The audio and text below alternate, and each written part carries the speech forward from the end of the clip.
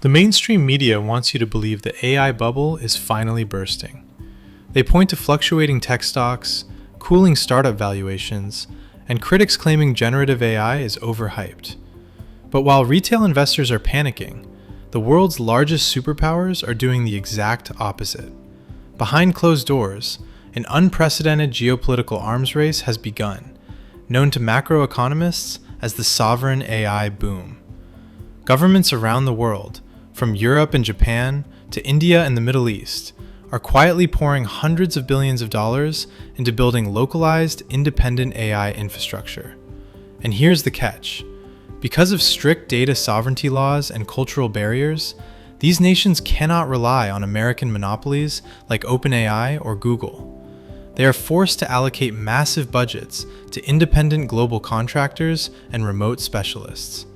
This has created a historic, invisible gold rush for what macroeconomists call the global AI architect.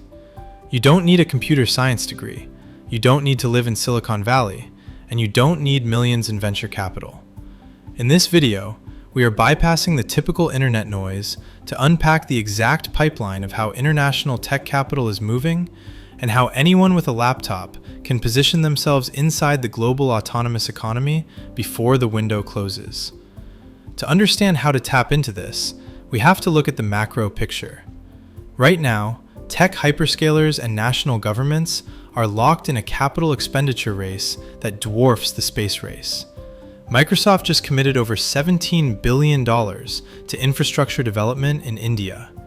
Saudi Arabia is launching a dedicated $40 billion fund to build domestic AI models, and the European Union is enforcing strict compliance laws that reshape how software operates globally. Why are they doing this? Because data is the new oil, and no country wants its national intelligence, healthcare data, or corporate secrets flowing through a foreign cloud server. This panic has shattered the monopoly of big tech. A massive language model built in California cannot safely understand the cultural nuances, legal frameworks, or languages of a sovereign nation in Europe or Asia. To bridge this gap, global tech firms and international agencies are forced to build a massive, decentralized workforce. They don't need elite software engineers to build the core engines. They need an agile, global network of humans to refine, audit, and localize the technology. So, how does an individual outside the United States tap into this global capital flow?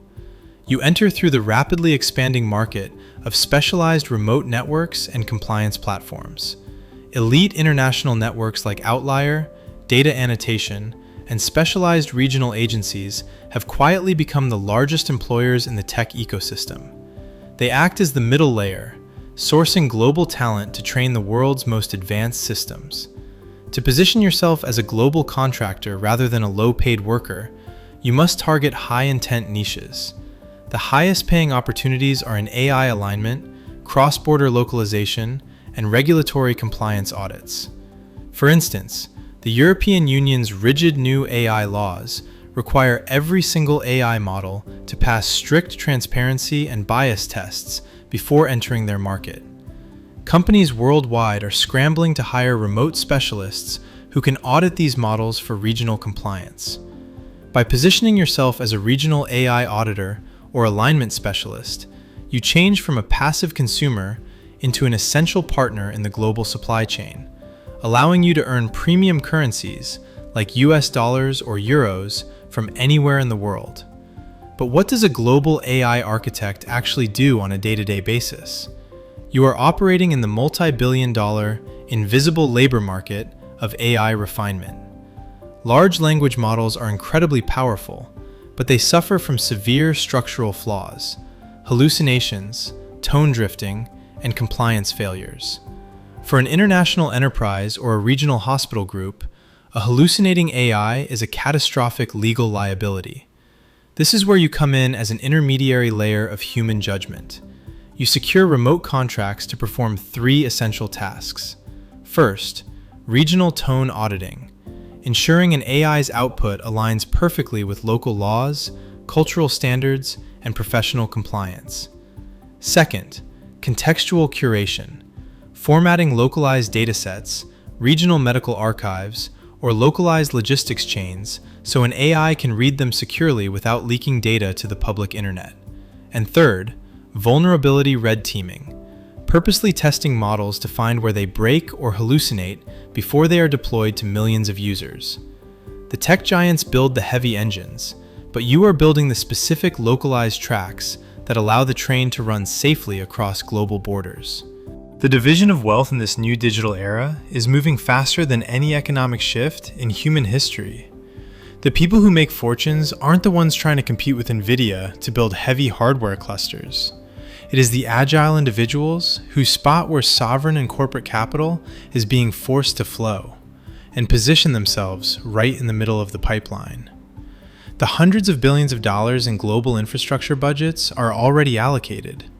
The digital grid is being laid down right now across every continent. The only question is whether you will remain a spectator watching the news or position yourself as an architect within the global pipeline. If you want to track these macroeconomic shifts and receive the exact operational blueprints before they hit mainstream media, make sure to subscribe to NextGen Wealth Insights. Turn on notifications and look out for our next breakdown on the sovereign wealth shifts changing the global internet ecosystem. See you in the next video.